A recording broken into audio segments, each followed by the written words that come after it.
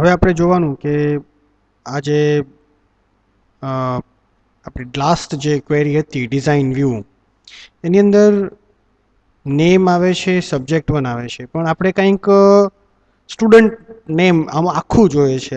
આ ફિલ્ડનું નામ છે પણ આપણે ટાઇટલ સારું જોઈએ છે, જે સમજી શકાય એમ હોય. તો એને કઈ રીતે લખાય? તો સૌથી પહેલાં તો સ્ટુડન્ટ નેમ એવું લખવું છે.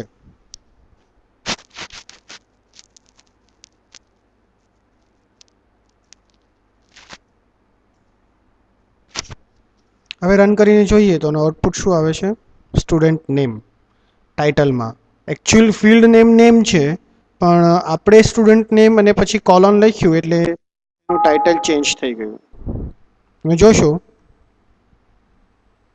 આપણે કાંઈ કર્યું નથી, ખાલી સ્ટુડન્ટ નેમ અને પછી કોલન અને નેમ, એ ફિલ્ડ નેમ જે હતી એ રહેવા જ દેવાની છે. એવી રીતે સબ વન છે, સબ્જેક્ટ વન સપોઝ મેથેમેટિક્સનું છે, માર્ક છે. આપણે ટાઈમપાસ આપણે ટેમ્પરરીલી આપણે સબ્જેક્ટ વન લખી દીધું, પણ હકીકતમાં મેથેમેટિક્સના માર્ક છે. તો આપણે અહીંયા મેથેમેટિક્સ લખવું જોઈએ. કઈ રીતે?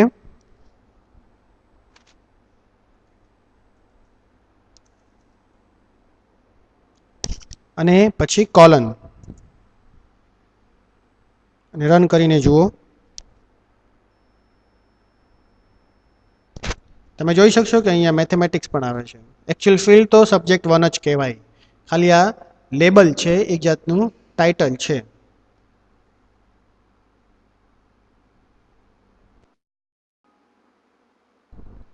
તો આપને ખ્યાલ આવી ગયો હશે કે કઈ રીતે આપણે ફિલ્ડ નેમના ટાઇટલ લગાવી શકીએ. ફિલ્ડ નેમ ગમે તે હોય, પણ આપણે જે ડિસ્પ્લેમાં જોઈતું હોય એ ટાઇટલ લેબલ લગાવવું હોય તો આપણે એનું લખી દેવાનું, કોલન લખવાનો, અને પછી ફિલ્ડનું નામ એઝ ઇટ ઇઝ રાખવાનું. Same way as it is ફિલ્ડનું નામ રાખવાનું, પણ જે લેબલ હોય એના પછી લાસ્ટમાં last character of label colon રાખવો પડશે.